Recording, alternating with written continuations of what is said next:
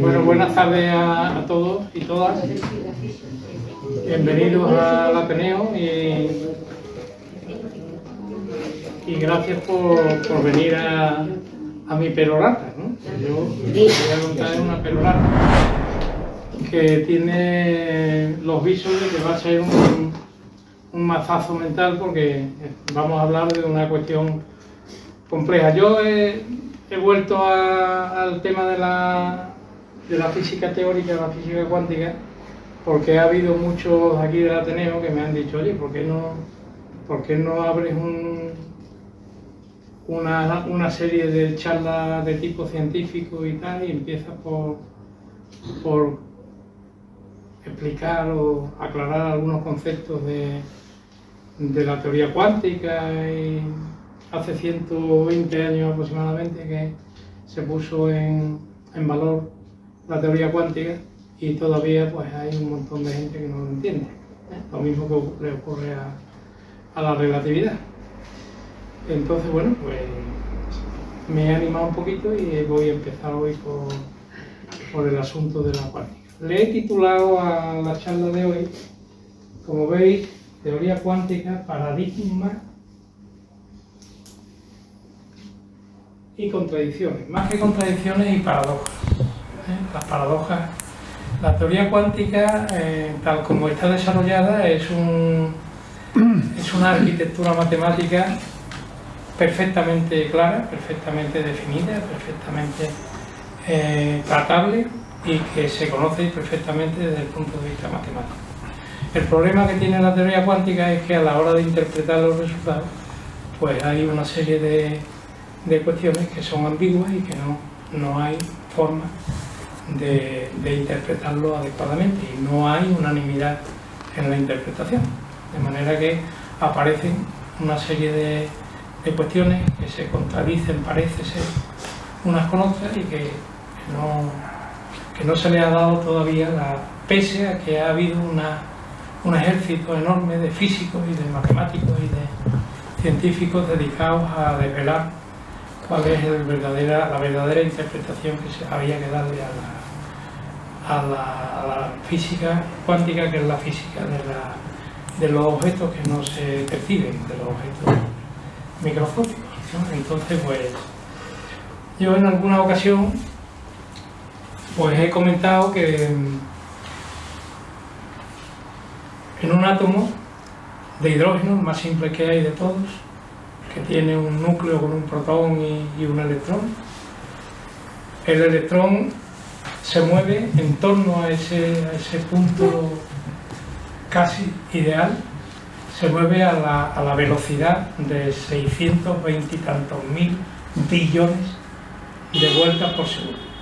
De manera que a la hora de abordar ese tipo de sistema, pues nos encontramos con que nuestros tiempos no nos sirven, no podemos visualizar ese tipo de cosas, y entonces pues la única salida que ha tenido el teórico que ha desarrollado los teóricos que han desarrollado la física cuántica es utilizar probabilidades, utilizar pues valores de tipo estadístico, ¿no?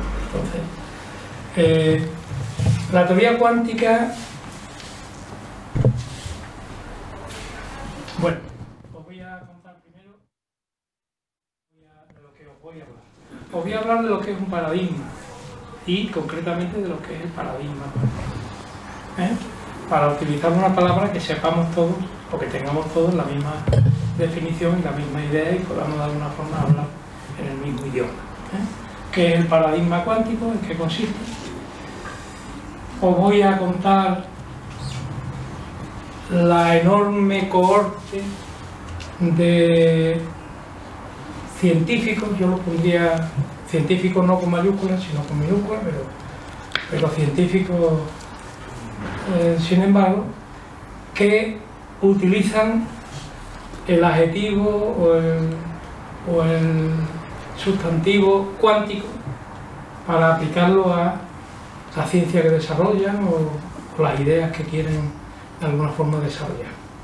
Entonces se utiliza esa palabra, ese término cuántico, de una forma que yo, a mi modo de ver, por lo que creo, pues está mal utilizada, porque no se debería de utilizar para ese tipo de cuestiones, puesto que se sale del contexto en el que se metió el término cuántico, ¿no? Ocurre algo así parecido a como ocurrió cuando empezaron a proliferar los ordenadores personales en los años 1980, 1981, en donde hubo ya personas que empezaron a decir que las nuevas tecnologías, al final el hablar de nuevas tecnologías es hablar de ordenadores, es hablar de informática. Y eso no es así, realmente, porque una nueva tecnología es una laparoscopia, es un láser, es decir, entonces la informática no es una nueva tecnología, es una tecnología de apoyo. Entonces, se ha usado ese calificativo para la informática y para los ordenadores, se sigue usando todavía y sin embargo no tiene sentido que se hable de nuevas tecnologías cuando se está hablando de los ordenadores nada más. La computación ya dejó de ser una nueva tecnología. Hay otras cosas que son nuevas tecnologías realmente y que no tienen nada que ver con la informática. Entonces, bueno, pues voy a contaros un poquito, a mi modo de ver, cuál es el mal uso del término cuántico. Luego voy a intentar, sin trivializar mucho, porque sería un pecado desde mi punto de vista, desde el punto de vista científico, sin trivializar mucho voy a intentar hablaros de los aspectos sustanciales, esenciales de lo que es la teoría cuántica.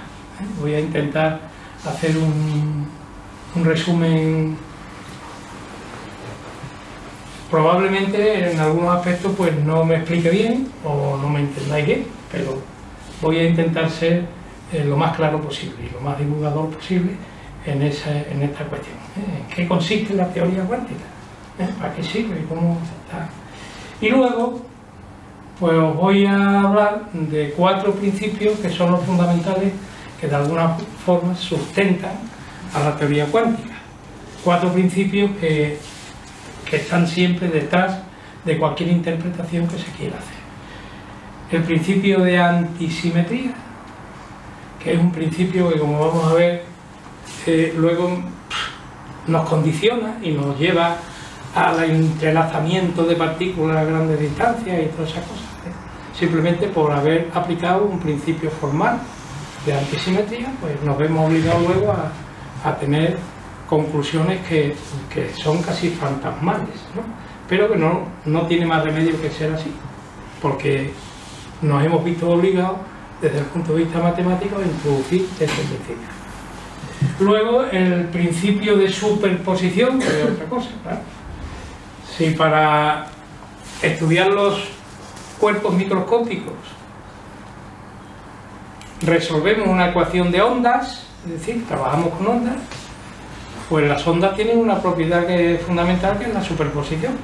De manera que si yo superpongo 3 o 4 ondas, al final me sale una onda compleja, distinta, pero que no sé cuál es el significado que tiene, porque a lo mejor las ondas que yo he mezclado, que yo he combinado, pues sí tenían significado, pero la que sale resultante, que es la combinación de todas las demás, pues no tiene mucho significado. De manera que el principio de superposición es un principio que también está lastrando las interpretaciones que se hacen de la teoría cuántica. Y el principio de complementariedad, que es también otro principio también paradójico, ¿no? Es un principio que, dependiendo de cómo yo mire la partícula, pues así la veo. Si la miro desde aquí, la veo de una forma, y si la miro desde aquí, la veo de otra.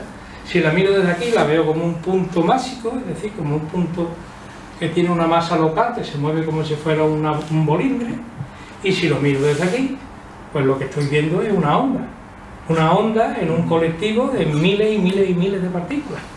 De manera que, caray, ¿cómo es posible que dependiendo de cómo la mire así vea una onda o vea una partícula? Pues ese es el principio de complementariedad, que no supo o no quiso o no pudo definir adecuadamente la persona que lo propuso, que fue Niels Bohr, que propuso el modelo de átomo, ese de un átomo.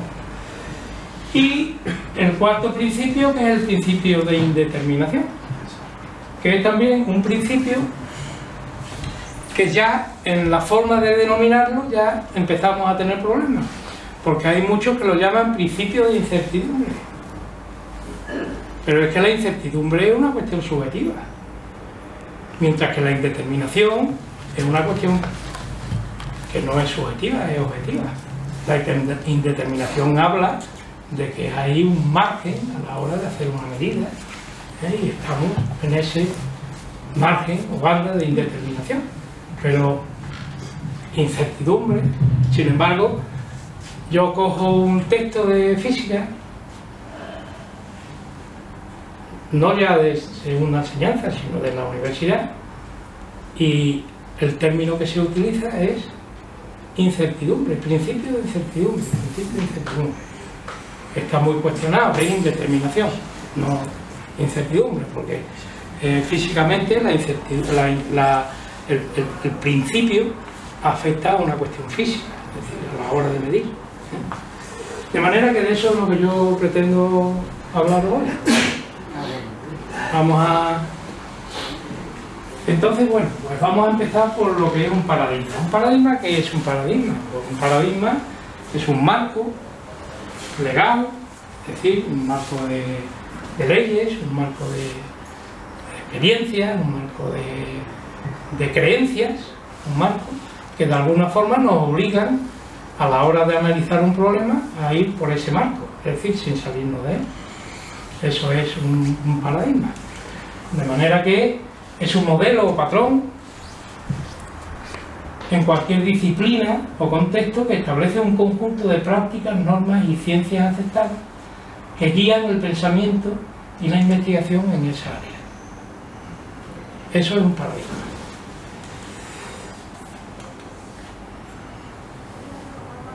Así pues, los paradigmas son marcos de referencia.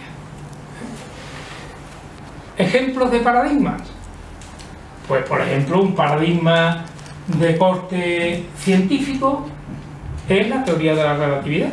Si yo voy a estudiar el comportamiento de los cuerpos de grandes masas y incluso de pequeñas velocidades, pues me tengo que meter en el marco que establece la teoría de la relatividad general y también la teoría de la relatividad específica o restringida para el movimiento. Entonces, eso es un paradigma. Otro paradigma científico, la teoría de Darwin. Puedo ser creacionista o puedo ser evolucionista. De manera que, dependiendo de dónde me meta, pues así, a la hora de pensar, a la hora de hablar, a la hora de decir y a la hora de considerar, pues me tendré que ajustar a las normas, o bien de la evolución de las especies, o bien del creacionismo, ¿no? Desde el punto de vista económico, pues un paradigma puede ser el capitalismo, por ejemplo. Otro puede ser el socialismo, ¿no? Desde el punto de vista social, pues otro paradigma, el feminismo o los feminismos. Hay dos paradigmas en la física que se han visto convulsos en los últimos 100 años. El paradigma de la física clásica, que se convirtió en un determinado momento en otro paradigma, cambió al paradigma de la física cuántica. En el paradigma de la física clásica, pues lo que tenemos es la mecánica de Newton. Tenemos la gravitación de Newton, la conservación de la energía y el momento, la termodinámica, el electromagnetismo. Todo eso está dentro de las normas o leyes que de alguna forma definen el patrón física clásica. Mientras que en el caso de la física moderna o física cuántica, más que física cuántica, que sería más reducido, porque podremos ampliar el paradigma incluyendo la relatividad, pues la relatividad, la física cuántica, la teoría de campo, el modelo estándar de partículas elementales, la cosmología moderna, todo eso podía de alguna forma constituir lo que es el paradigma cuántico, el paradigma de la física cuántica moderna. Bien, claro,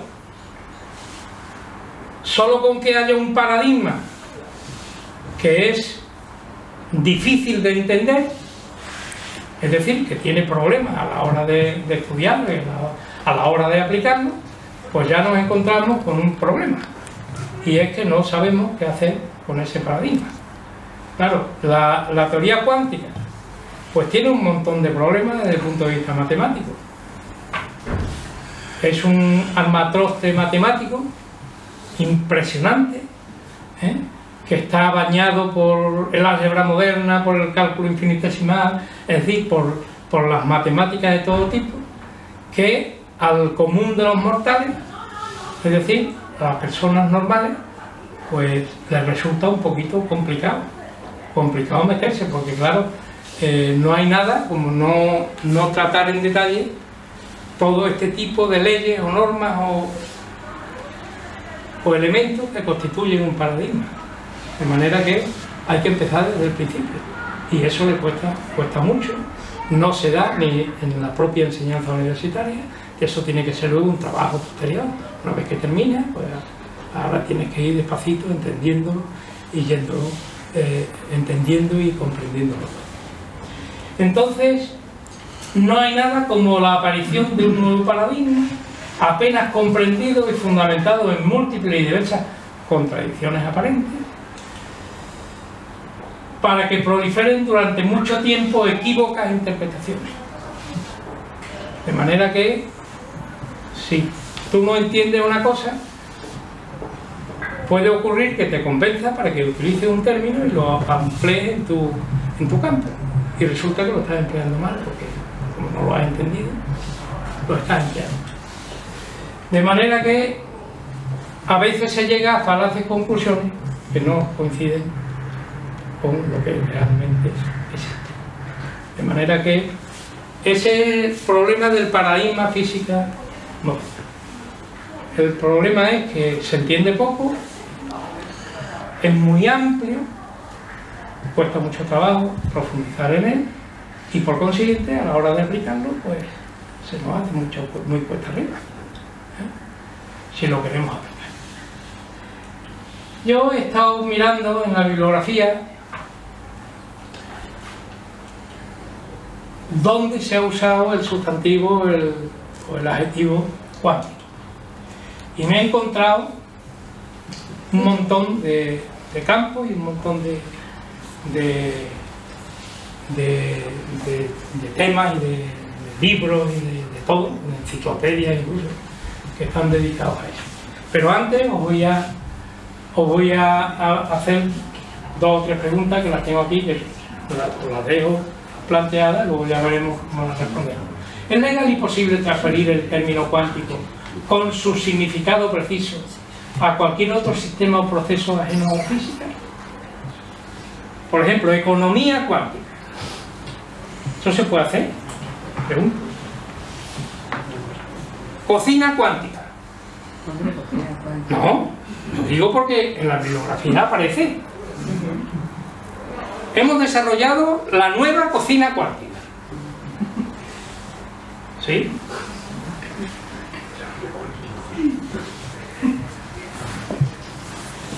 ¿En qué consiste eso? Bueno, pues, es decir, no es que el término cuántico le está dando un aire de modernidad a la cocina. Pero eso tiene algo que ver... De moda. Sí, modernidad. Una cosa, Pablo, así en pocas palabras, si podría ser. O sea, estoy completamente de acuerdo que se está usando el adjetivo cuántico a un montón de cosas que ya hemos hablado previamente a esta charla que está dando. Pero, ¿cómo sería, según tú, en pocas palabras, aceptado el adjetivo cuántico en algo que fuera de la física? En nada, entonces. Porque el término cuántico es relativo a procesos físicos, ¿no? ¿Me explico? Sí, pero no me rompas la charla por la mitad. Siempre le pasa igual, para que lo mismo. Claro, claro, pero espérate un poquito.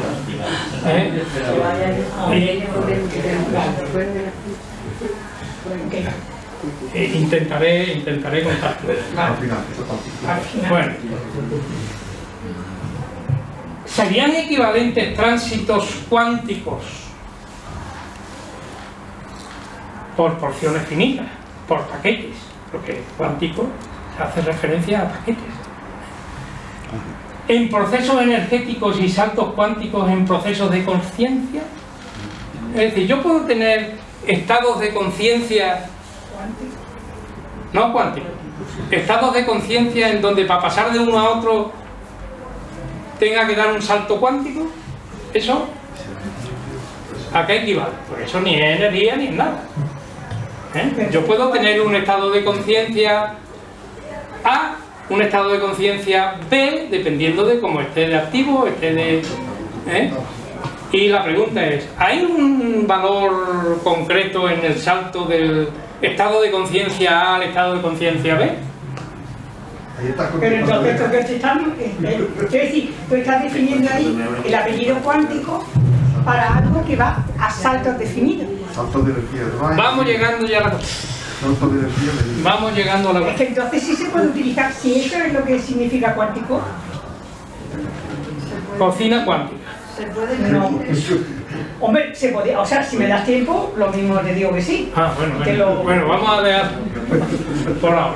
Si es salto, Es decir, los estados de conciencia son objetivos. se pueden medir los estados de conciencia. Eso es la pregunta. Únicos e identificables. Los estados de conciencia.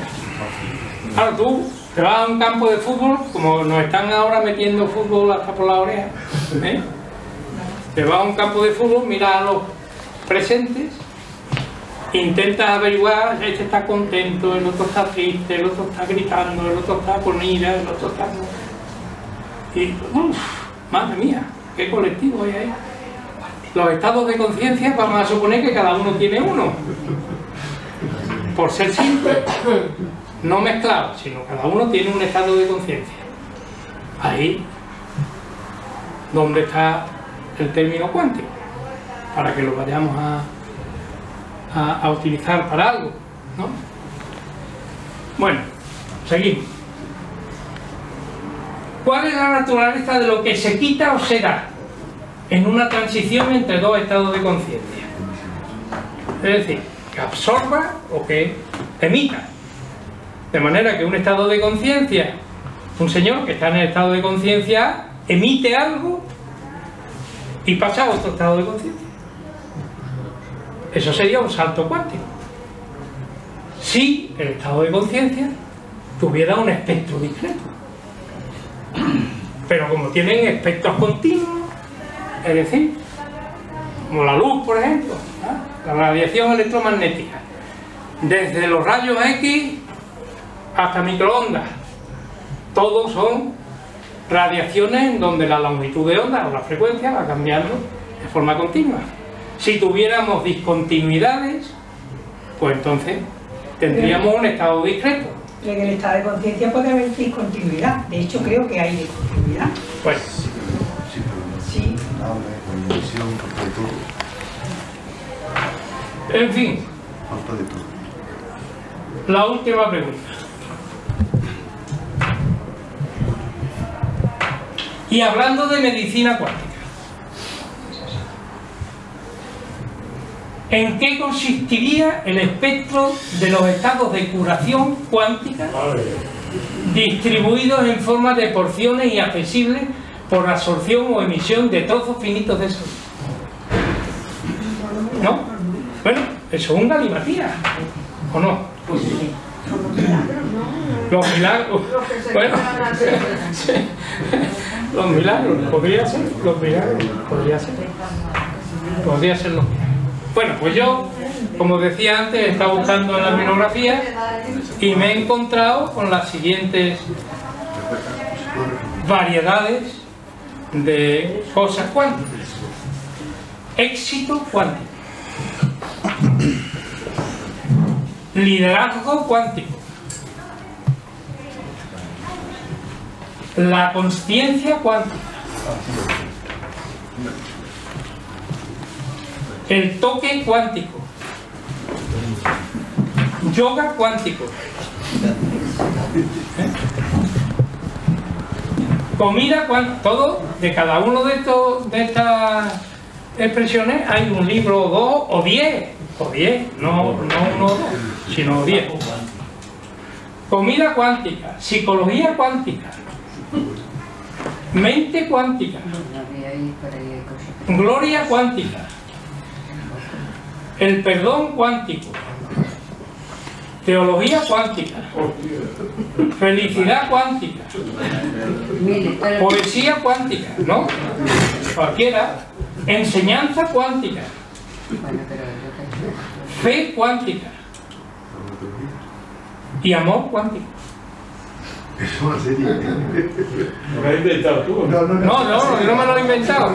Tú te metes en el Don Google y buscas amor cuántico, Es una serie de la NTV. libros, ¿no? Y buscas y te saldrán. Y hay de todo. Hay libros que son más o menos serios, otros que son íntimos, otros que son... Lo hay de todo. Si cambias el acento, entonces tiene lógica. Amor cuantico, así. En la cocina hay que echarle cuantico de sal. Si cambias el acento, todo te sale. Sí.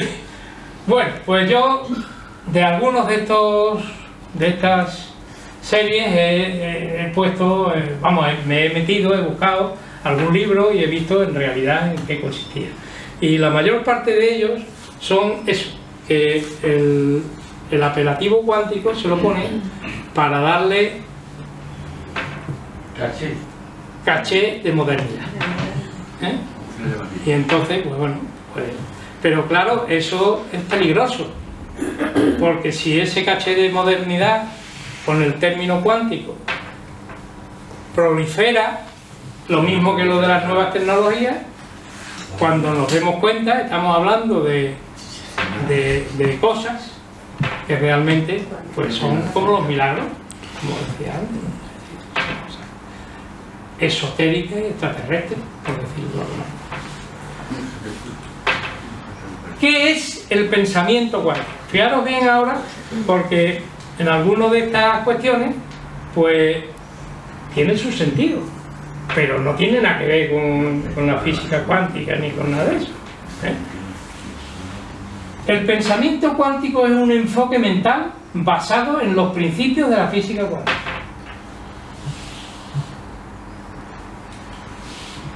Se fundamenta en la idea de que la realidad no es invariable ni unívoca, sino que está influenciada por nuestras observaciones y percepciones.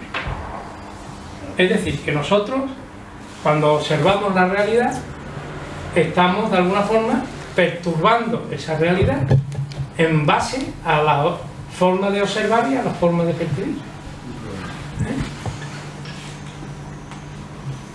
Un momento. ¿Puedo? Entonces tú aquí estás usando la definición de cuántico de otra forma que Claro. la has definido, pero Claro. anteriormente. Para ti antes cuántico estaba diciendo si algo varía por cuántos. Ahora aquí estás definiendo si, si lo que estamos observando varía cuando nosotros lo observamos. O sea, ese otro criterio. Sí, pero que eso no lo digo yo, que no lo digo yo. Estoy diciendo Lo que ahora estás dice cambiando el tú. que ha descubierto lo del pensamiento cuántico. Pero que estás tú cambiando de criterio. Entonces, No, que yo no he cambiado de criterio. bueno, Está informando. vamos a ver, que ahora mismo el término cuántico está definido por si algo varía dependiendo de si el observador lo observa o no. Es yo. Pero esto es la interpretación que le da el señor, no sé si es Víctor Capra o no sé quién es, que le da esa interpretación al término cuántico. Y cuando habla de pensamiento cuántico, él interpreta eso que... Yo lo que me gustaría es que no perdierais de vista la primera parte. En vez de ver el mundo como una entidad aislada e independiente, se reconoce que todo está interconectado y existe un potencial infinito de posibilidades. ¿Tú no sería más entendible, Paco, al final cuando ya hemos visto las paradojas? Porque tú lo que estás haciendo alusión es a las paradojas que vamos a ver luego. Claro, claro, bueno, yo lo he organizado de esta ¿Eso forma. tiene que ver con el principio de incertidumbre? Eso no tiene nada que ver. No digo, en lo que se está pensando cuando se explica eso. Que puede ser, pero no es dependiendo de la interconexión. Yo estoy intentando que veáis de los libros que hay por ahí sueltos, cuáles son las diferencias que hay entre uno y otro. La diferencia clara con el término cuántico en física está clara. Ahora, la interpretación que da este señor en su libro y en sus libros, ¿no? Sobre el término cuántico, pues es otra, que no tiene nada que ver. Este enfoque implica adoptar una mentalidad abierta, flexible y no exclusiva. Se busca superar las limitaciones del pensamiento lineal tradicional para explorar nuevas perspectivas y soluciones creativas a los desafíos. En resumen, el pensamiento cuántico invita a cuestionar las suposiciones convencionales sobre cómo funciona el mundo e incita a explorar nuevas formas de pensar para lograr un mayor bienestar personal y colectivo. Esa es la teoría del pensamiento cuántico de este señor. ¿Tiene esto algo que ver con la física cuántica? Nada, no tiene nada que ver. ¿En qué medida interviene el término cuántico? Como veis, son absolutamente dos cosas distintas y además disjuntas. No tienen nada que ver. Otra cuestión. ¿Qué es la espiritualidad cuántica? Pues también hay muchos libros sobre espiritualidad cuántica. Es una corriente de pensamiento que combina... Dime. No, nada.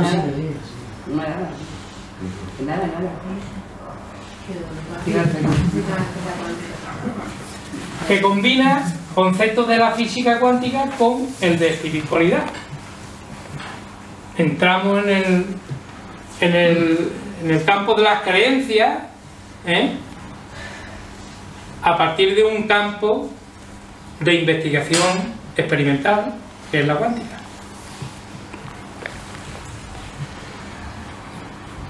Se basa en la idea de que el universo está compuesto por energía y que todo está interconectado a nivel cuántico. Eso es lo que dice. ¿Eso qué es? ¿Qué es el nivel cuántico? ¿Veis que hay que tener mucho cuidado con lo que se lee? Según esta perspectiva, la realidad no se puede entender únicamente desde un enfoque científico tradicional, sino que se requiere una comprensión más amplia y holística. Se considera que existe una conciencia universal o campo cuántico en el cual todos los fenómenos están conectados y son independientes.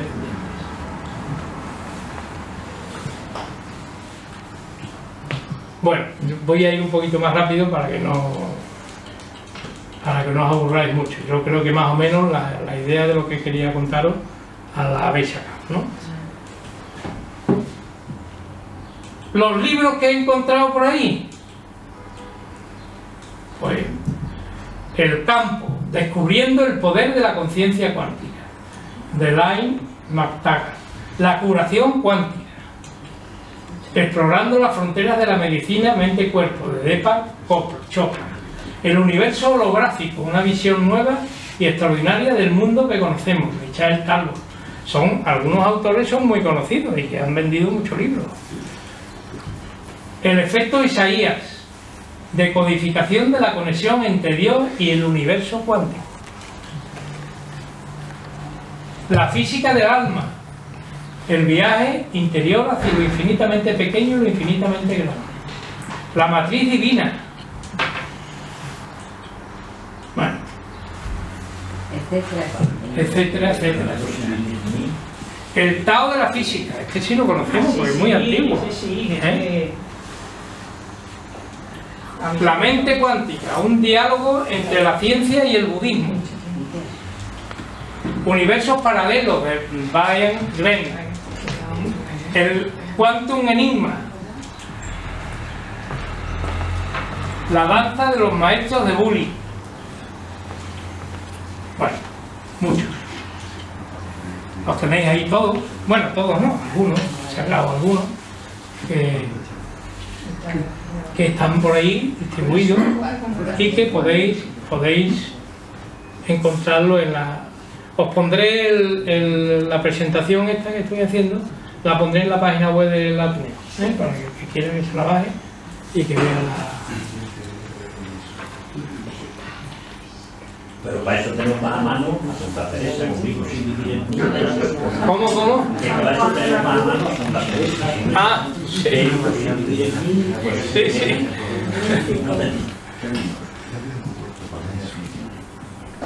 La metafísica cuántica, ¿no? Es una corriente de pensamiento que se basa en la interpretación metafísica de los principios de la física cuántica. Verdaderas barbaridades. Bueno, voy a ir más rápido para que no... Voy a pasar a... Pero eso tendrá realmente una base de algo que tenga que ver con la física cuántica. La medicina cuántica. Pues bueno, ahí podrá meterse mano, ¿no? Digo yo. Esa interconexión tiene que ver con el contexto de la física cuántica. Entonces, ¿dónde se aplica, Paco, la cuántica? Ahora lo también Los ordenadores, en la medicina. La palabra cuántica es una variedad de todo lo que han querido decir, pero en realidad solamente es una, que lo tiene que explicar él. Bueno, esto lo voy a hablar ahora. Pero luego, cosas científicas que investigan, no será por la teoría. El principio... El anterior, ¿no? No, el anterior... Vamos a hablar ahora del entrelazamiento. ¿Y por qué te has saltado el anterior? No, porque voy a tocarlo ahora, más adelante. Dejar al profesor hablar, por favor. Al final luego le preguntamos a los exponentes si se van a perder. Bueno. Por favor. Es que si no, no me da tiempo a contaros los meollos. Es un principio, el principio de exclusión o antisimetría. Esto es... Hay muchos que en el colegio, en el instituto, incluso en la universidad, les han contado lo del principio de antisimetría, dándole el nombre del principio de exclusión de Pauli, ¿no? La definición que se da del principio de exclusión de Pauli es que no puede haber dos partículas con los mismos números cuánticos iguales, con los mismos números cuánticos. ¿Qué significa? Que no puede haber dos partículas másicas que se interpenetren. ¿Qué significa? Que no puede haber dos partículas que coincidan en el mismo punto del espacio-tiempo. Porque si es un segundo después, sí, pueden estar en el mismo punto espacial. Pero dos partículas, dos bolines, por ponerlo de alguna forma, no pueden interpenetrarse. Ese es el principio de exclusión de Pauli. Aunque dice lo de los números cuánticos, se conoce como principio de antisimetría, que significa que las dos partículas están dadas por una función que dice dónde están las partículas, y si en algún momento las dos partículas coinciden en el mismo punto del espacio-tiempo, la función se hace cero, se anula. Ese es el principio de antisimetría. De manera que si, y esto es lo que quiero luego concluir con el entrelazamiento, si yo formalmente, matemáticamente, defino el principio de antisimetría y digo que no puede haber dos partículas con masa en el mismo punto del espacio-tiempo, eso va a servir para cuando están cerquitas y para cuando están alejadas, de manera que las dos partículas van a estar correlacionadas por esa función que las define y que las describe, de manera que el entrelazamiento es una consecuencia del aparato matemático que yo he utilizado para definir las partículas. Ese es el entrelazamiento cuántico, porque nadie ha comprobado ni ha averiguado realmente si el entrelazamiento existe o no existe. Nadie. Sí. Nadie ha estado en una partícula que se ha ido a 50 años luz cuando estaba cerca de otra y que esa partícula sigue enlazada con la que tengo aquí. Nadie lo ha comprobado. Es todo teoría. El experimento de ruptura del entrelazamiento. Es todo teoría. Son experiencias teóricas, como la experiencia de Einstein, Podolsky y Ross. La misma. Es un artículo absolutamente teórico. Absolutamente teórico. Hay experimentos ya de transmisión de información. Hay experimentos recientes que lo... Bueno. Yo... Paco, me he perdido cuál es, o sea, estábamos hablando de la exclusión y has pasado es que es lo mismo. No, es que no, me he perdido cómo has pasado de el principio de exclusión sí, ese sí, ya, vale. Es idéntico al principio de antisimetría. El principio de exclusión es idéntico al de antisimetría. Ya, vale, pero digo, ¿cómo has pasado del principio de exclusión a sí, es que cuando falta un detalle y es que la física moderna utiliza unas funciones que son funciones complejas no porque sean muy complicadas, sino que tienen la unidad imaginaria y funciones complejas, y por consiguiente tiene que modificarlas para que se conviertan en reales y podamos interpretarlas. Una función compleja es una función que tiene la i imaginaria. Entonces, ¿qué es lo que hace la física cuántica? Multiplica la función por su conjugada y la convierte en real, porque la i por la i es menos 1 y se acabó.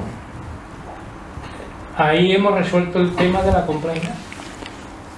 Entonces, una función, obligamos a que todas las partículas cumplan con esa función, que es una función de probabilidad, y entonces están obligadas las partículas, teóricamente, a cumplir con esa función cuando están cerquitas o cuando están alejadas. La función sigue siendo antisimétrica, sigue siendo la misma. No ha cambiado. Lo que pasa es que las dos partículas están alejadas una de la otra.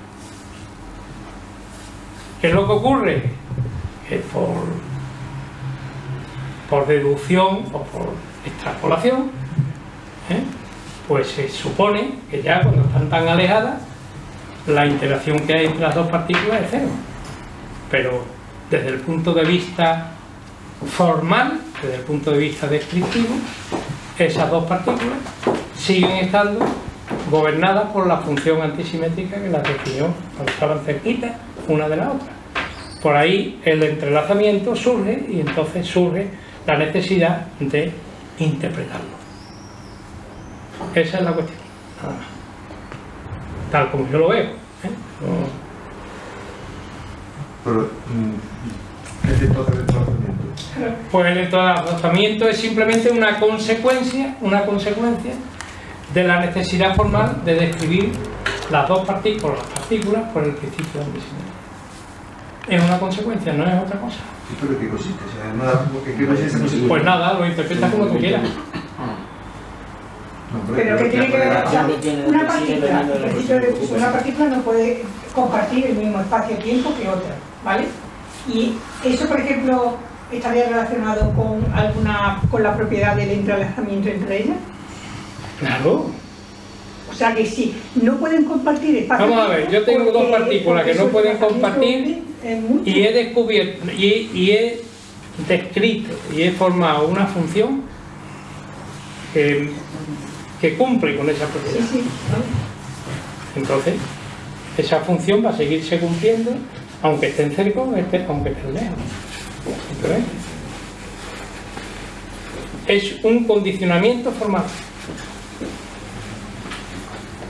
Bueno, ¿y qué diferencia hay entre entrelazamiento cuando las partículas están muy cerca o muy separadas? Pues nada, no hay ninguna diferencia. Simplemente que la función que las describe es la misma. Salvo al menos un número cuántico.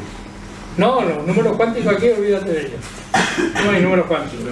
Estamos hablando de la posición espaciotemporal. La función de onda depende de los números cuánticos a su vez. ¿No? Que los números cuánticos aquí no intervienen. Vamos, que no intervienen. Un número cuántico además es una condición necesaria cuando el sistema está confinado. Si no está confinado no hay números cuánticos. O sea que si la partícula o las partículas no están limitadas a un recinto, no hay números cuánticos. No entiendo.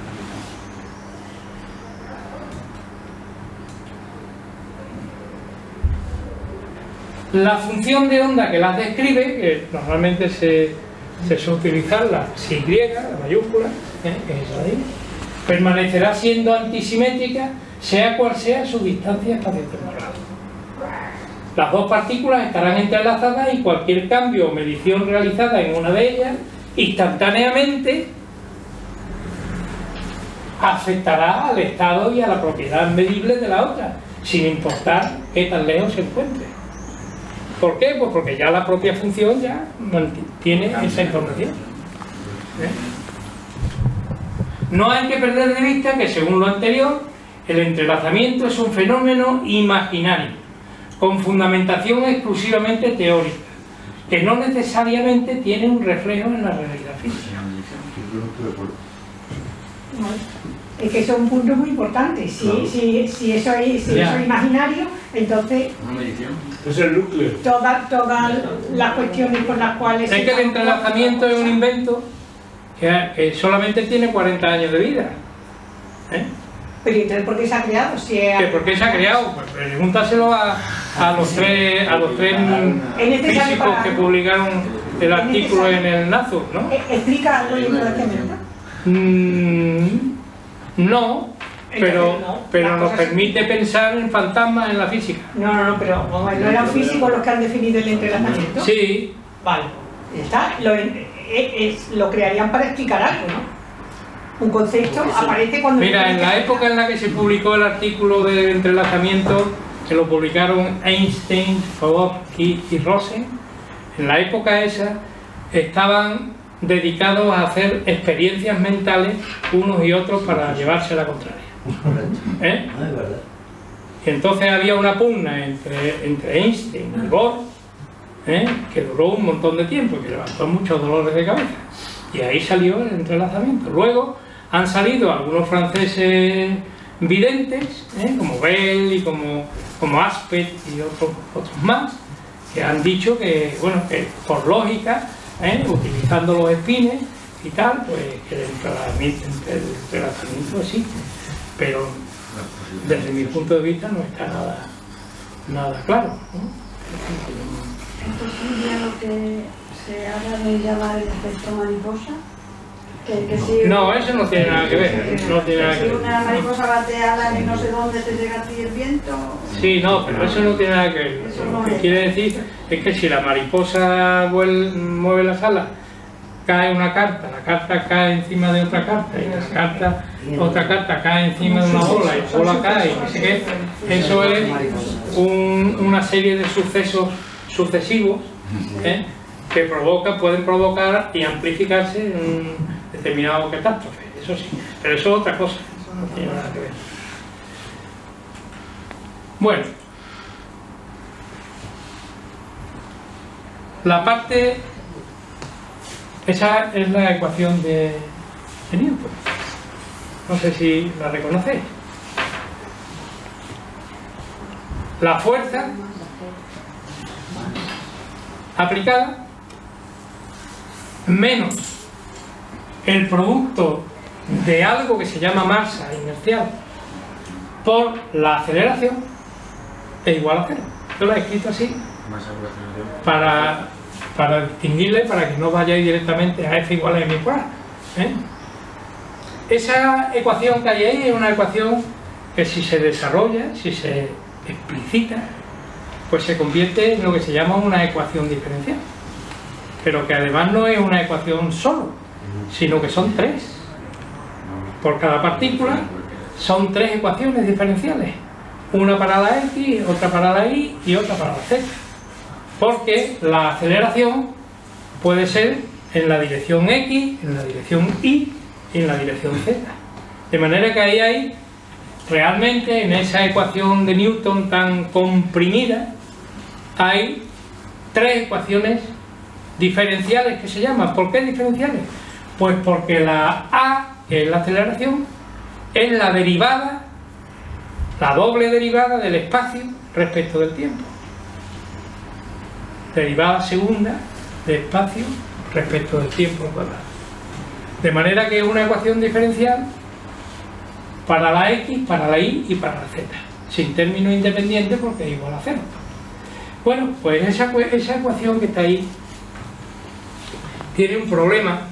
Estoy hablando de mecánica clásica, de física clásica.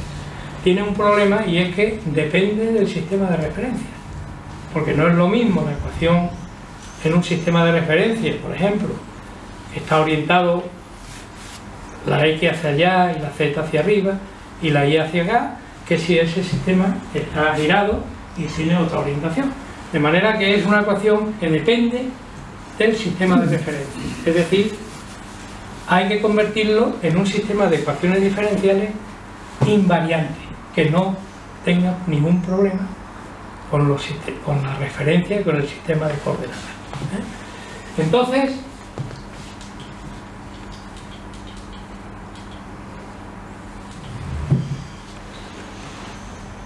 para que la ecuación esta se cumpla, esta ecuación tan simple y tan llana, es necesario primero que la cantidad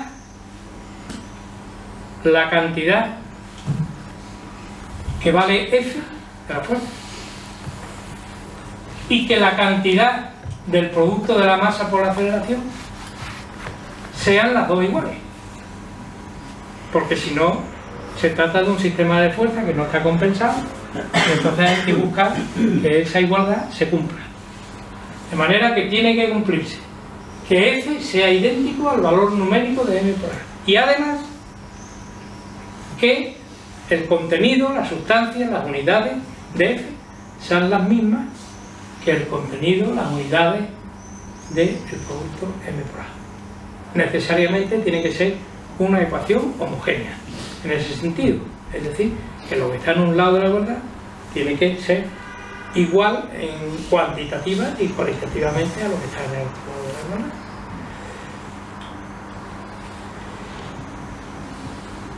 Nosotros conocemos la ecuación F igual a M por A, en donde M se supone que es una constante en la mecánica clásica.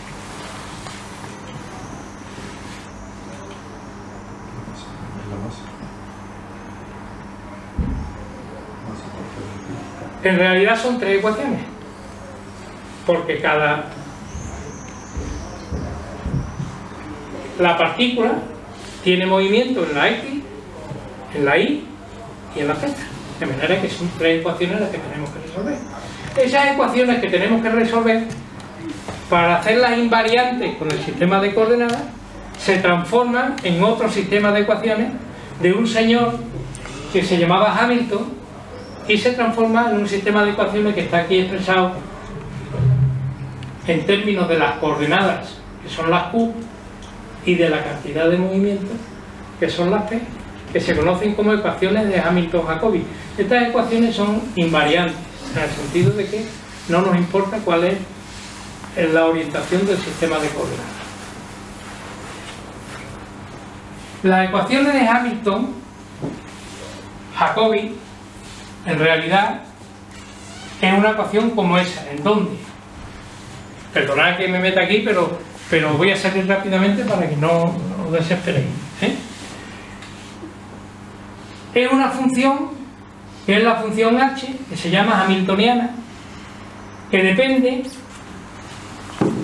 de las coordenadas Q1, Q2, Q3, Q4, Q3n, dependiendo las coordenadas de las partículas, la X, la Y y la Z de la partícula 1, la X, la Y y la Z de la partícula 2, la X, la Y y la Z de la partícula 3, y depende también de las velocidades, es decir, la derivada del espacio respecto de la X, la derivada del espacio respecto de la Y, la derivada del espacio respecto de la Z de la partícula 1, lo mismo para la partícula 2 y el tiempo, y además de la derivada del espacio respecto del tiempo.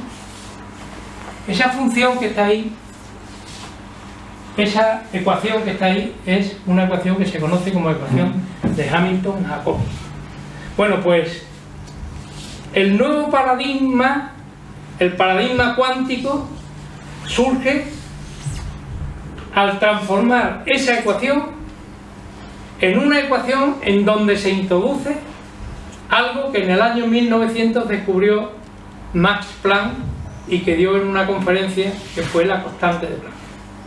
De manera que esta misma ecuación que está aquí, por su forma explícita, la que tiene la forma explícita, al meter aquí en esta ecuación la h, la constante de Planck, se transforma en una ecuación que hoy conocemos como la ecuación de Schrödinger, que es la ecuación que nos cuenta cuál es el comportamiento de las partículas microscópicas, ¿eh? Y que es la que tenemos que resolver cada vez que vamos a estudiar un sistema de estos que no vemos, un átomo, un electrón, un protón, etc.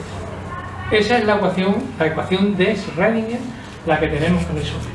Pero lo que quiero insistir es que vamos en mecánica clásica y que lo único que hemos hecho ha sido introducir una constante, que es la constante de Planck, que la introduce como una especie de postulado en el año 1900, que dice que la energía está dada en forma de paquetes de energía.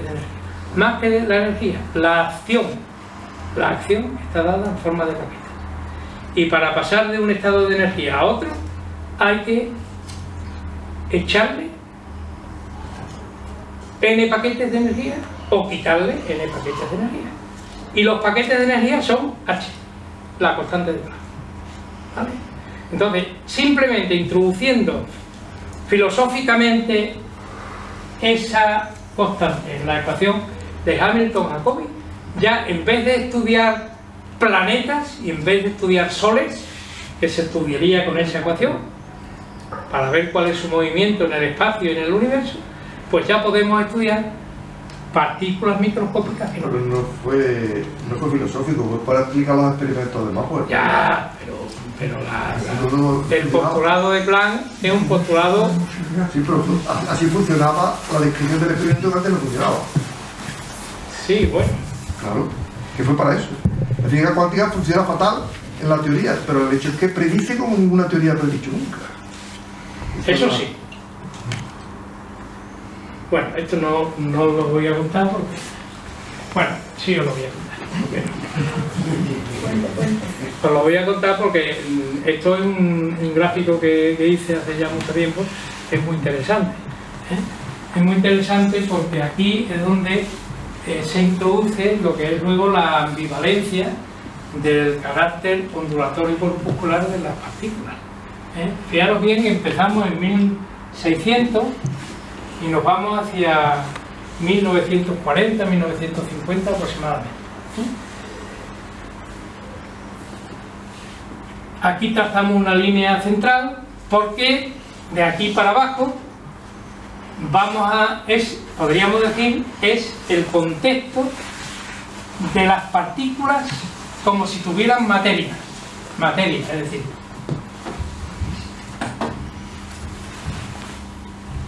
en este contexto, de aquí a aquí, y en el de arriba, que las partículas como si fueran ondas, ¿eh?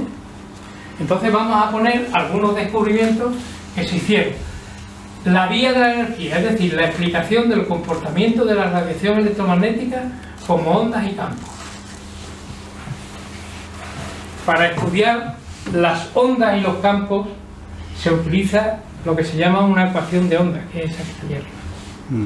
De manera que eso, si queremos estudiar cómo se mueve el agua o cómo se mueve el aceite cuando está ondulando, pues utilizamos para caracterizar ese movimiento ondulatorio, utilizamos una ecuación, que es esta que está aquí, que se conoce como ecuación de ondas. Se resuelve y se averigua lo que se quiera averiguar. Es decir, se resuelve y se obtiene la phi mayúscula esta que está aquí, ¿eh? Y con eso ya sabemos cómo se está moviendo la onda, ¿vale? Pero si lo que estamos estudiando son partículas, es decir, estamos estudiando materia, lo que tenemos que utilizar son las ecuaciones de Hamilton-Jacobi, que es la que se dedica al estudio de las partículas, ¿de acuerdo? Entonces, ¿qué ocurre si demostramos que las partículas y las ondas tienen una zona común? Pues que tenemos que buscar una ecuación intermedia entre estas, que son las ecuaciones de Hamilton-Jacobi, y esta de arriba, que son las ecuaciones de ondas. Es decir, tenemos que buscar interpolar una ecuación que me pueda permitir el estudio de las partículas ondulatorio-corpusculares. ¿De acuerdo? Entonces, bueno, pues, ¿dónde está esa zona? Pues bueno, primero Galileo y Newton estudiaron las partículas, después se vio que las partículas con carga y masa, las partículas tenían carga y masa, después en el año 1920 Millikan descubrió que la carga se podía meter en una partícula, después en el año 1920 Wilson descubrió la cámara de Wilson de descripción de por dónde van las partículas que van pasando por una zona en donde está sobresaturada, hasta que llega un momento en el que se descubre el efecto fotoeléctrico, en donde ya la partícula parece que no es partícula, sino que también es onda. El efecto fotoeléctrico, todos lo conocéis. Todos vais al ascensor y cuando queréis que no se cierre la puerta, hacéis así.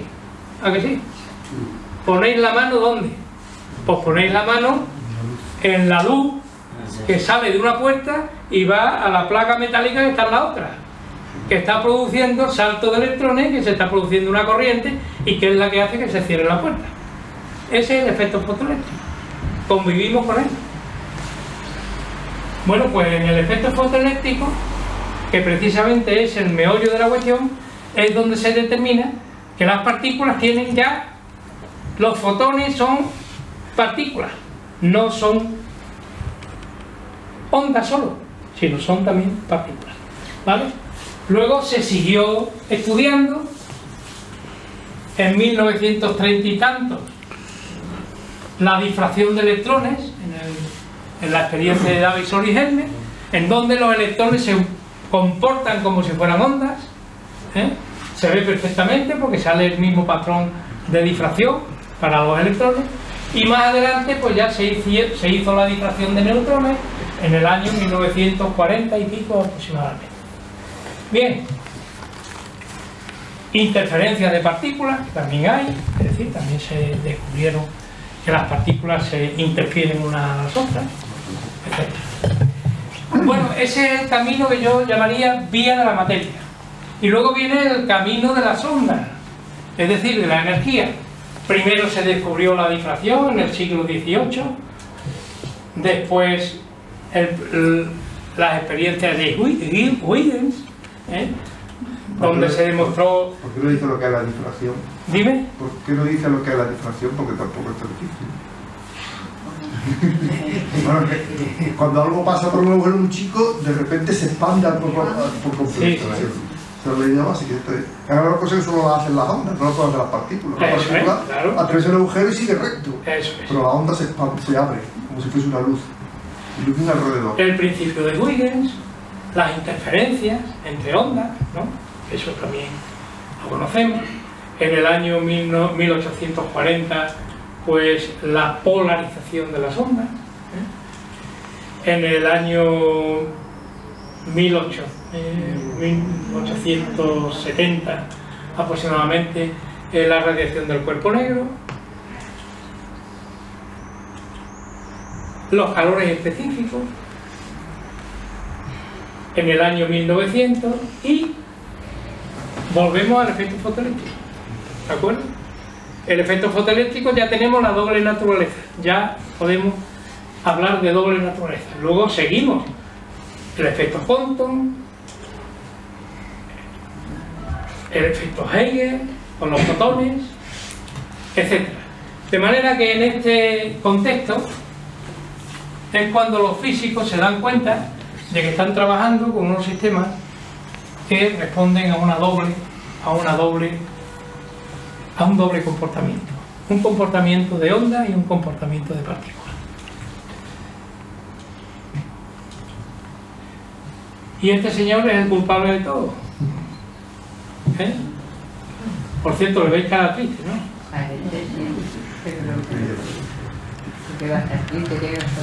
No, triste, muy triste. Se le quemó la biblioteca 2 veces. Se mató un hijo suyo en la guerra, que era aviador. La hija murió de parto, una de las hijas. Y además descubrió una cosa con la que no estaba de acuerdo. Y no tuvo más remedio que comerse el marrón y defender la constante de Planck, que es lo que conocemos como cuanto de acción. Por eso está triste.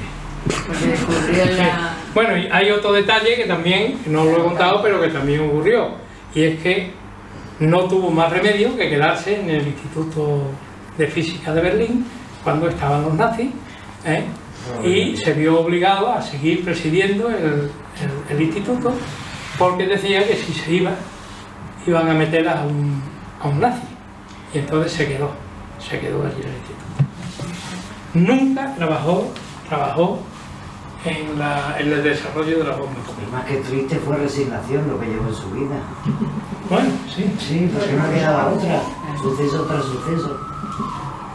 Bueno, pues él estudia el cuerpo negro, la radiación del cuerpo negro, y ve que simplemente estudia y dice, bueno, esto son unos resonadores que vibran y que desprenden una cantidad de energía. Eso es lo que decía. Entonces estudió el comportamiento de esos resonadores, que en principio supuso que eran lineales, es decir, que no tenían nada más que un movimiento en la dirección X. Entonces él trabajó con esos resonadores en lo que se llama el espacio de las fases. El espacio de las fases es un espacio que bueno, es parecido al X, Y, Z y tiempo. Lo que pasa es que en el espacio de las fases intervienen las coordenadas y las cantidades de movimiento. Y hablando de cantidad de movimiento, hay que ver lo interesante que es cuando uno va a los libros originales y lee lo que dicen los autores originales. Porque es que la verdad es que yo me entero de lo que... Yo tenía un concepto de lo que es cantidad de movimiento que me habían enseñado en el colegio y en el instituto. Cantidad de movimiento, M por V.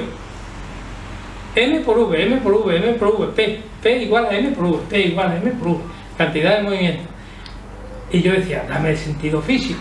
Entonces te vas a los principios de Newton, cuando define la cantidad de movimiento, y dice Newton, la cantidad de movimiento es la cantidad de velocidad que tiene un cuerpo en virtud de sus partes. Caray, qué claridad. La cantidad de velocidad que tiene un cuerpo en virtud de sus partes. De manera que yo me imagino el puntero, esta parte, más esta parte, más esta parte, la cantidad de velocidad que lleva. Bueno, pues eso es la cantidad de movimiento, que es una magnitud fundamental en física. Bueno, pues el espacio de la fase es un espacio ideal en donde las coordenadas son las espaciales, la X, la Y y la Z, y las otras coordenadas son la PX, PY y PZ, la cantidad de movimiento.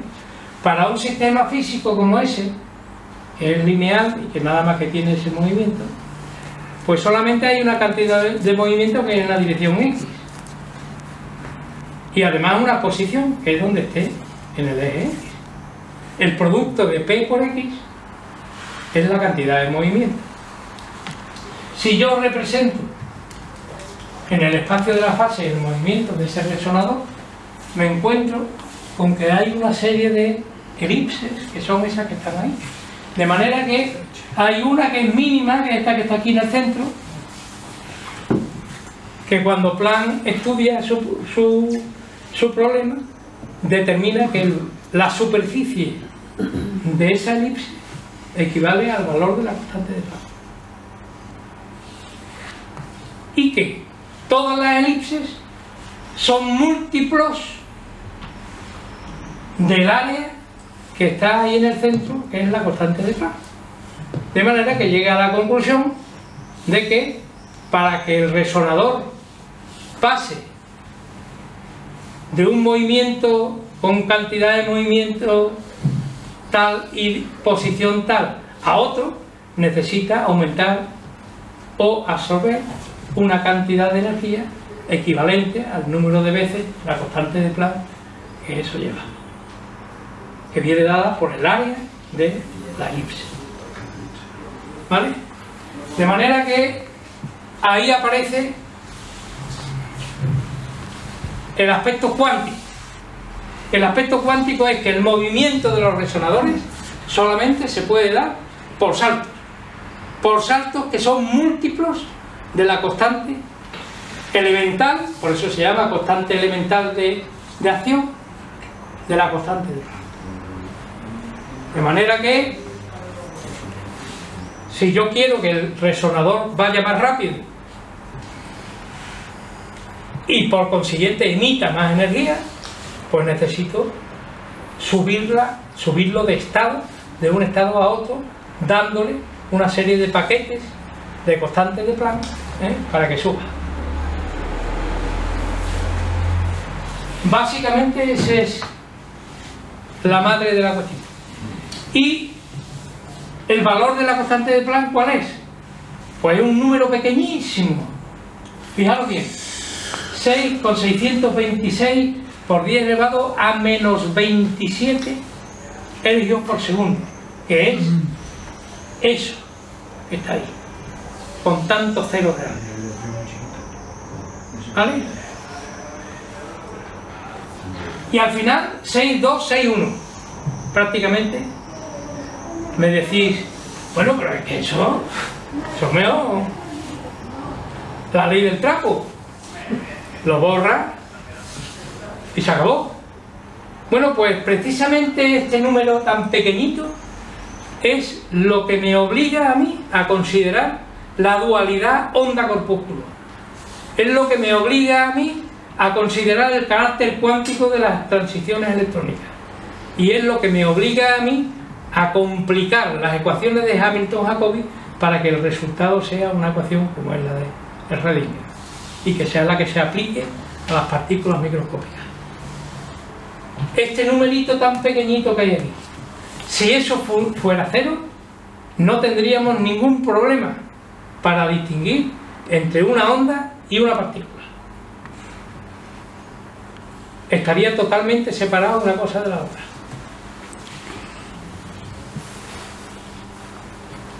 Fijaros bien, ese número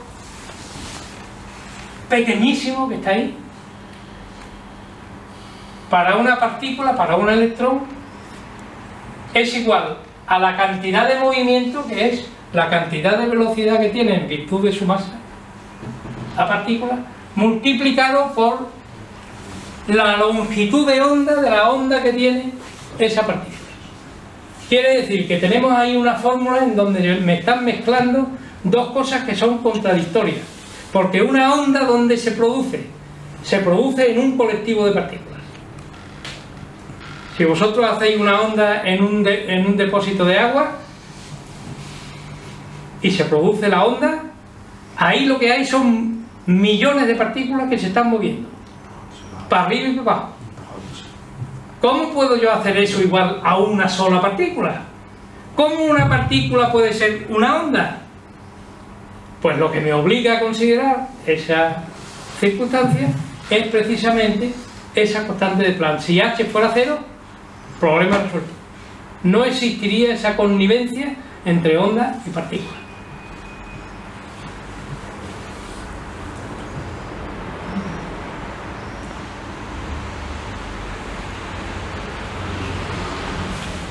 Es más, las unidades de m por v, es decir, de la cantidad de movimiento, son distintas que las unidades de la longitud de onda, que vienen solo en centímetros o vienen en...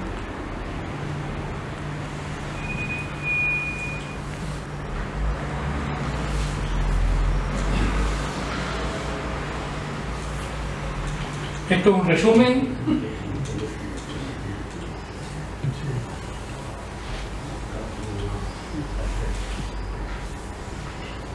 Y ahí tenéis la ecuación de Hamilton-Jacobi introducida la constante de Planck, H, que aparece ahí.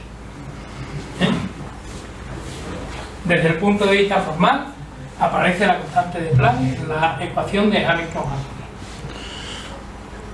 La función psi es la función que me va a decir la información que hay sobre las partículas o partículas.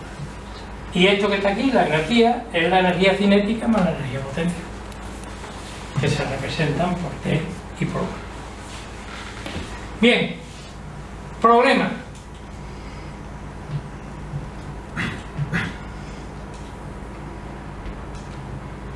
Esa ecuación solamente se puede resolver para un solo electrón, es decir, para el átomo de hidrógeno, de forma exacta.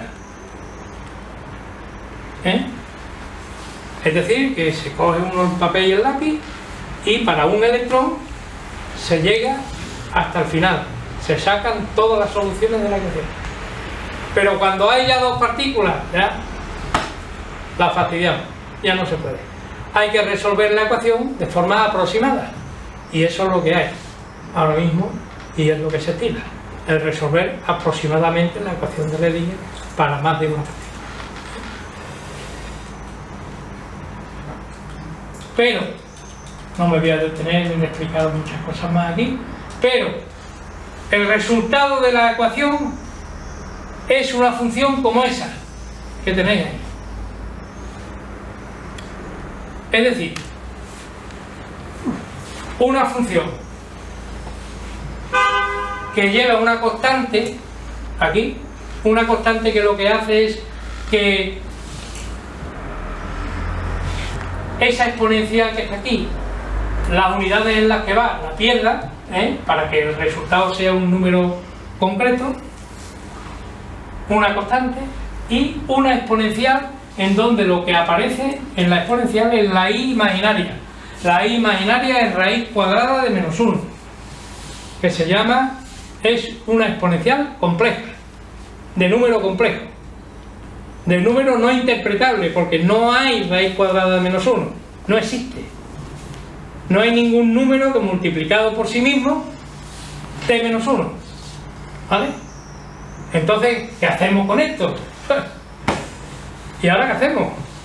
Una vez resuelta la ecuación de Redinger para el sistema, pues nada, aparece un señor que se llama Max Born en Alemania, que dice: vamos a resolverlo suponiendo que la función es una función de probabilidad. Una función de probabilidad de forma que si yo multiplico esta función por su conjugada compleja, es decir, por una función que lleve aquí menos i, al multiplicar me queda a su 0 al cuadrado.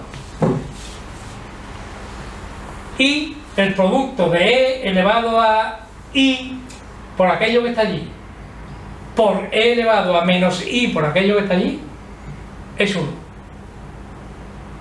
De manera que se va la exponencial, desaparece la unidad imaginaria y me queda solamente la intensidad de la onda, que es a su 0 al cuadrado. Y se acabó, ya hemos resuelto el problema. Ya no tenemos problema de una función compleja ininterpretable.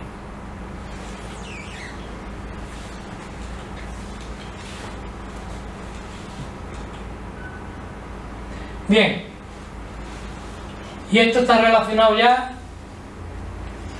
con lo que yo me parece que en alguna ocasión he contado. Existe lo que se llama un criterio cuántico. El criterio cuántico es el que me permite decidir si tengo que aplicar la mecánica de Newton o la mecánica cuántica para estudiar un sistema. De manera que si tengo que estudiar, por ejemplo, el Sol, el movimiento de los planetas o el movimiento de bolas, etc., utilizo la ecuación de Hamilton-Jacobi. Si tengo que estudiar átomos, en donde las diferencias que hay de un estado a otro son de h o 2 veces h o 3 veces h, es decir, próximos al valor de la constante de Planck, entonces tengo que estudiar el sistema y el problema por el método cuántico, utilizando la mecánica cuántica. El criterio cuántico, por consiguiente, está descrito aquí, en este eje, que está ahí en rojo, de manera que tengo que analizar qué es lo que me interesa. Si va a haber diferencias en la energía próxima al valor de la constante de Planck, pues entonces tengo que estudiar el asunto en la mecánica cuántica. Entonces tendré el problema de que las ondas y las partículas estarán mezcladas.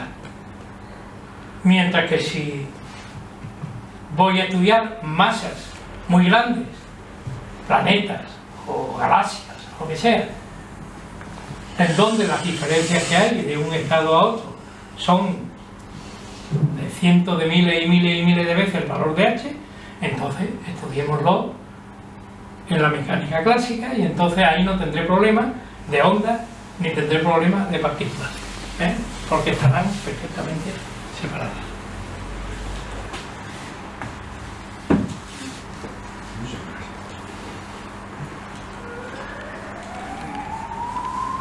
Bueno,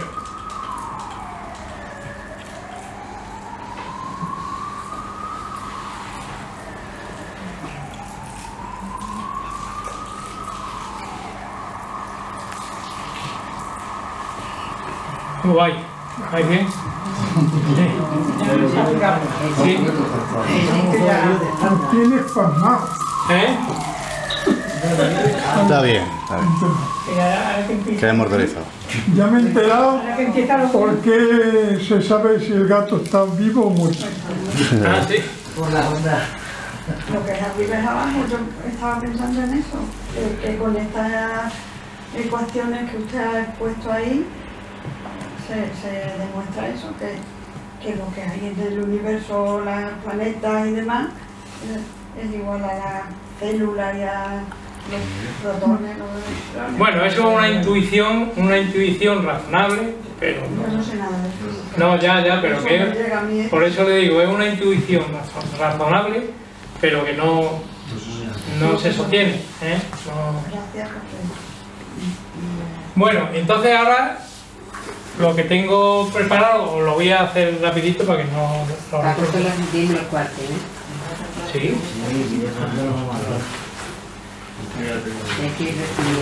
Aquí tiene empatía, es un tema complejo, vamos a... Bueno.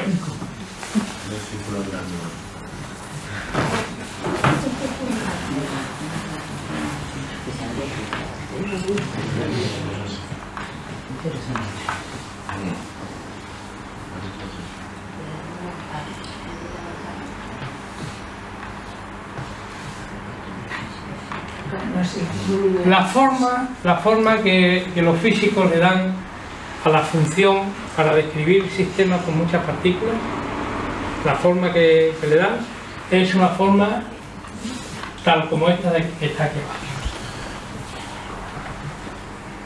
Esto que hay ahí es una matriz. Imagino que habéis en algún momento oído hablar de matrices. Una matriz es una reunión de elementos, una reunión de cosas que están puestas ahí que tienen un determinado significado. En la matriz, en el álgebra matricial, cada columna representa a las coordenadas de un vector.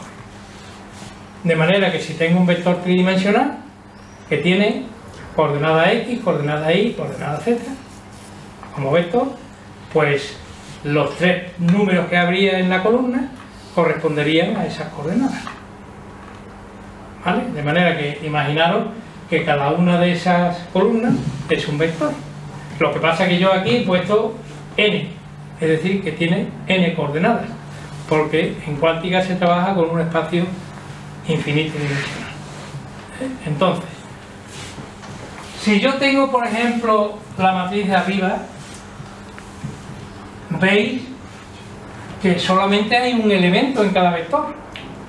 En el vector primero aparece el A11, en el vector segundo tengo el A22 y en el vector tercero tengo el A33.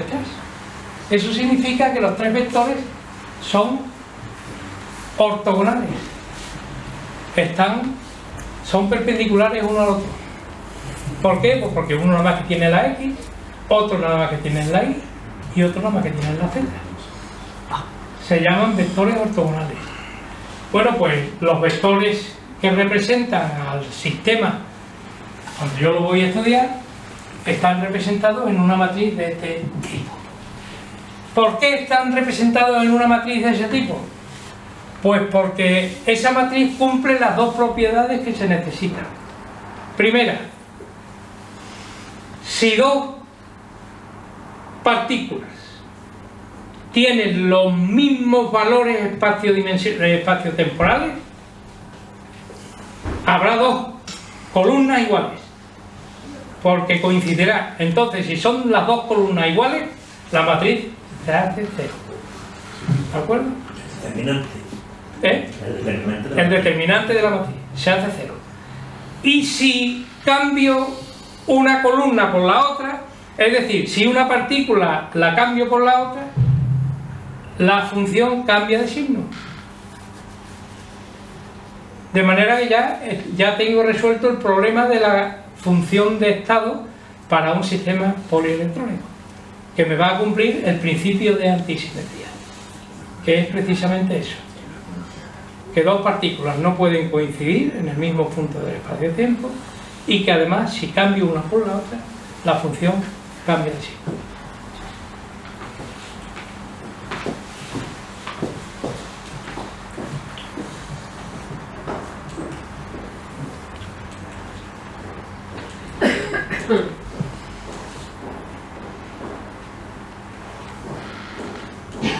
Aquí está explicado lo que yo acabo de contar. El principio de superposición, el segundo principio, lo dije que os iba a comentar. Al resolver la ecuación de Redinger me salen una serie de funciones, porque no sale una sola, sale una familia de funciones, de infinitas funciones, de manera que el sistema que estoy estudiando puede estar en cualquiera de esas descripciones. De esas, al final, ¿en cuál está? Aquí tenemos el gato muerto y el gato vivo. ¿En qué estado está el gato? ¿Muerto o vivo? Pues está en los dos. De manera que la función final es una combinación del gato vivo y el gato muerto. De forma que si yo abro la caja y veo cómo está el gato, diré, ¡ay, el gato está vivo! pues se hace nula la función correspondiente al gato muerto. Eso se llama el colapso de la función, colapso de la función de estado. El resultado es que la función final es una combinación de las funciones que pueden representar al sistema. Unas aportarán más y otras aportarán menos, depende de cuál sea el estado del sistema que estemos estudiando. Eso es el principio de superposición.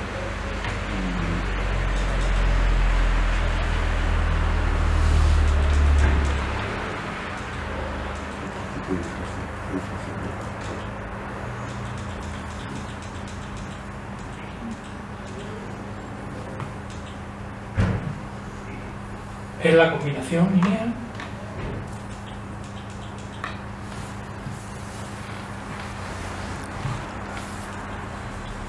bueno, el principio de complementariedad, este lo vais a entender perfectamente. Una partícula, o sea, un sistema microscópico puede ser onda o partícula. Son aspectos complementarios, aunque incompatibles, de la misma cosa y de la misma situación real. Tengo aquí una figura, una metáfora, que la vais a entender perfectamente. Imaginaros un señor conejo que está mirando una pecera. Que la pecera tiene una cámara de televisión que está enfocando al pez por la izquierda. Y otra cámara que lo está enfocando de frente. Y el conejo está viendo las dos pantallas, está viendo a un pez que está dentro de la pecera por la cámara que está de aquí, de la izquierda, y el pez por la cara de la derecha. El observador lo que está viendo es que cuando el pez hace así, el otro hace así. Es decir, hay una correlación en el movimiento que tiene. Él está viendo el pez de dos formas distintas, pero está viendo que hay una correlación entre ambos. No sabe que lo que tiene son dos formas de ver al pez, dos pantallas, es decir, dos cámaras de televisión que están observando al pez. Lo que sí está viendo es eso, que hay una perfecta coordinación entre el movimiento del pez de una cámara y de la otra. De manera que si mira la cámara de aquí, dice, oye, el pez es una onda. Y si mira aquella otra cámara de allí, el pez es una partícula. ¿De acuerdo? Pues ese es el principio de complementariedad tal como Bohr lo definió. Solamente podremos observar una de las facetas que describen al sistema físico microscópico, o onda o partícula. De manera que si hacemos una experiencia basada en la cantidad de movimiento, en la energía, etc., pues solamente vamos a obtener los resultados del sistema como partícula. Pero si lo hacemos midiendo, haciendo la difracción, lo vamos a ver o lo vamos a observar como onda.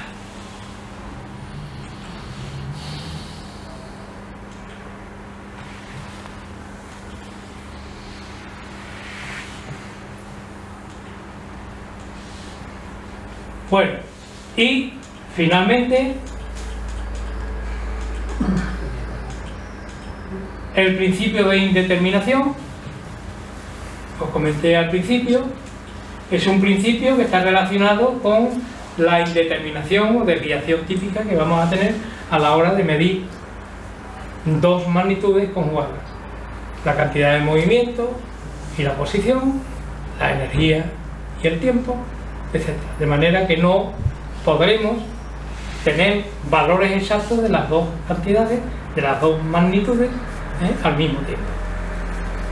Eso sí, si medimos la posición en la dirección X y la cantidad de movimiento en la dirección Y, pues entonces sí podremos tener los valores exactos de ambas magnitudes. Pero si queremos medir la posición X y la cantidad de movimiento en la dirección X, tenemos un valor que es límite y que viene dado porque el producto de las dos indeterminaciones X y cantidad de movimiento siempre va a ser mayor que la constante de Planck partido por 2.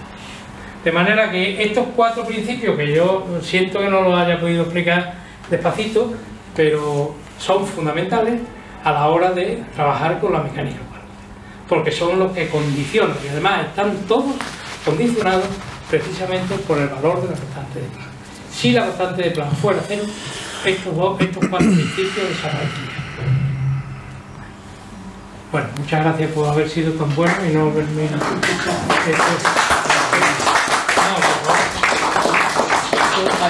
Espero que os haya servido de algo.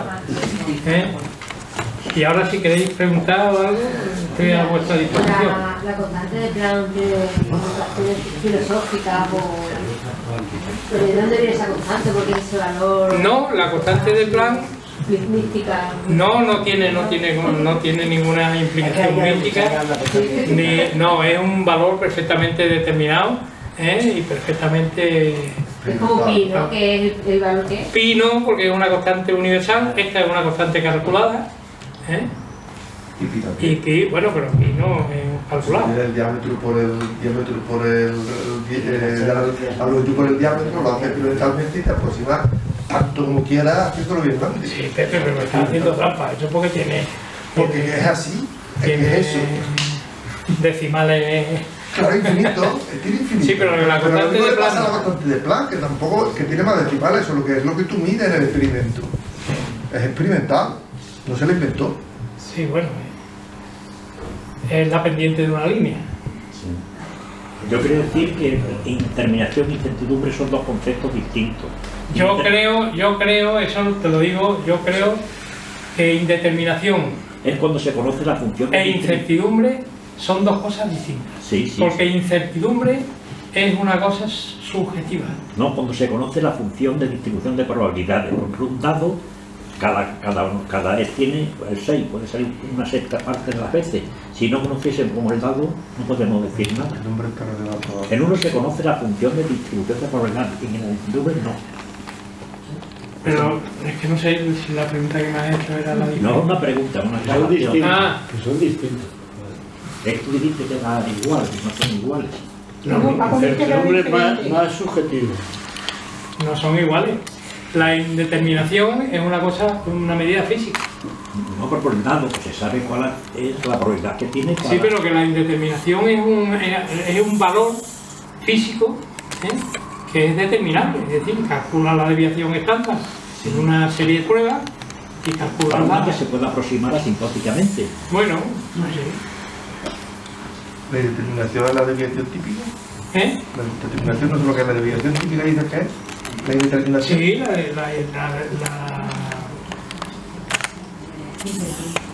la desviación típica. Claro, sin más. Sí. Sin más cuadrado. Y desde estos señores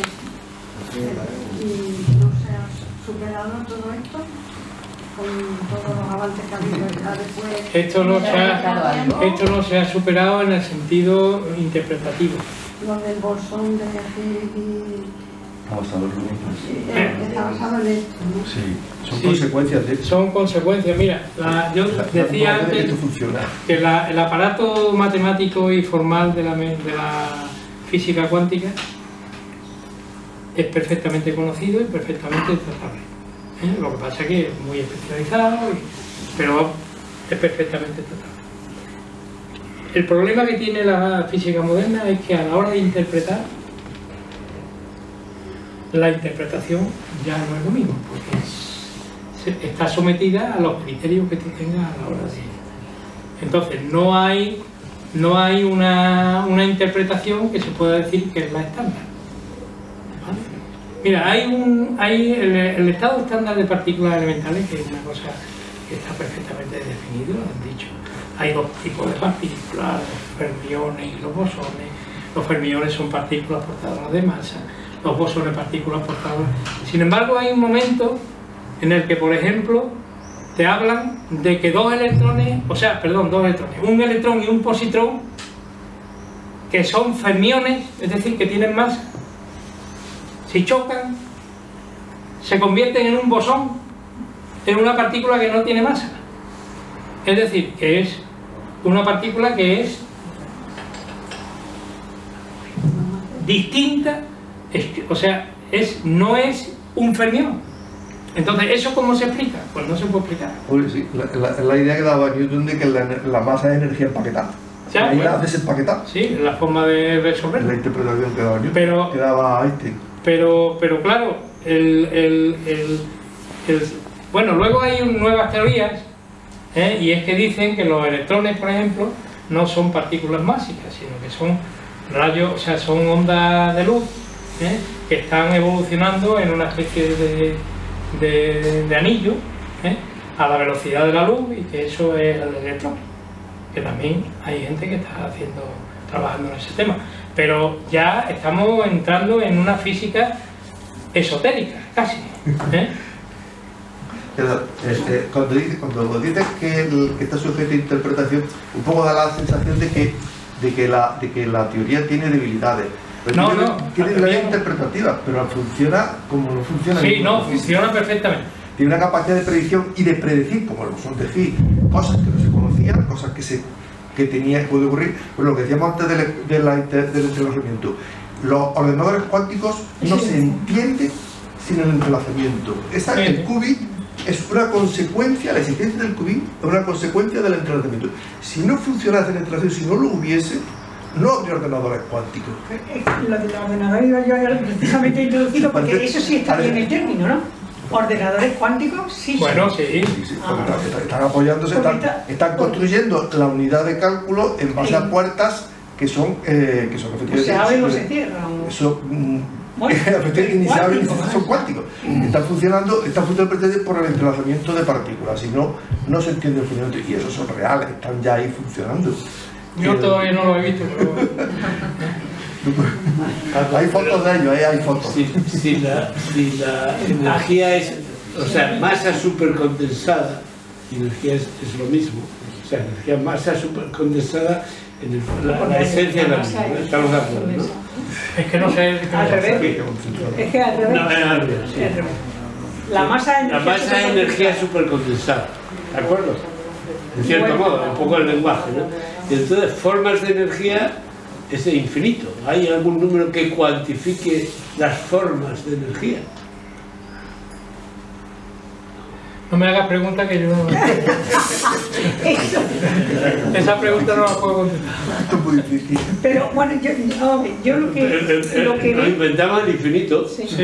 Yo lo que veo es que todas las, bueno, o gran parte de los conceptos al que se le añade el adjetivo cuántico tiene que ver más con la indeterminación, más que con el cuánto. Entonces, ¿cuál es la razón de eso? Es precisamente porque el principio de indeterminación es uno de los principios de la física cuántica. Y tú solamente haces referencia a la física cuántica si algo varía en cuántos. Pero ¿por qué algo no se puede definir que es cuántico? Yo me estoy preguntando, no estoy afirmando. No, Paco, no me digas que no lo sé, que tú eres el que está dando la conferencia. Bueno, pues dime tu criterio. O sea, ¿no sería correcto el adjetivo cuántico cuando estás hablando de algo que, digamos, está explicando una indeterminación? ¿Me explico?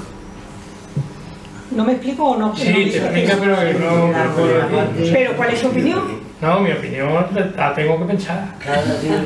Pero, o sea, tú ahora mismo solamente sería correcto el adjetivo cuántico cuando lo que estamos hablando, es decir, la idea, tiene unas variaciones finitas. ¿Cuánticas? Por hacer finitas. Discretas. Eso quería decir, perdón. Discretas, quería decir. Solamente ese criterio. Y entonces todos los principios que tienen que ver con la física cuántica, si hay algo, o sea, si hay conceptos que están relacionados con los principios de la física cuántica, ¿por qué no se le puede poner el adjetivo cuántico de forma correcta? Es mi pregunta. Porque yo creo que Depende de cómo esté relacionado el gas. Sí, pero, si la relación acumulada del ordenador, que si no pero con el entrelazamiento. Sin el principio cuántico no funcionaría. No, pero con el entrelazamiento, pero claro, como tú dices que el entrelazamiento es solamente teórico, pero imagínate por un momento que el entrelazamiento fuera algo real, el entrelazamiento cuántico. O sea que la fuerza de distancia existe. Sí, entonces hay, bueno, digo que te lo imagines por un momento, si eso fuera así, hay conceptos que se añaden cuánticos precisamente que están basados en el entrelazamiento, como por ejemplo la del universo cuántico en principio estaría realmente relacionado con esa interacción de las partículas de todo el universo. Y entonces ahí esa definición de cuántico sí sería correcta. ¿No? Estamos ¿No? el tope del lenguaje. No sé. Paradoja y contradicción. Paradoja y contradicción depende de quién lo use. Gracias. Que en la historia, contradicciones y paradojas que depende de quién lo emite y quién lo recibe. ¿Estamos de acuerdo? Bien, pero como podéis observar, esto da para mucho. Sí, bueno, pues venga. Un poco de arreglamos todo. Muchas gracias. Vámonos ya.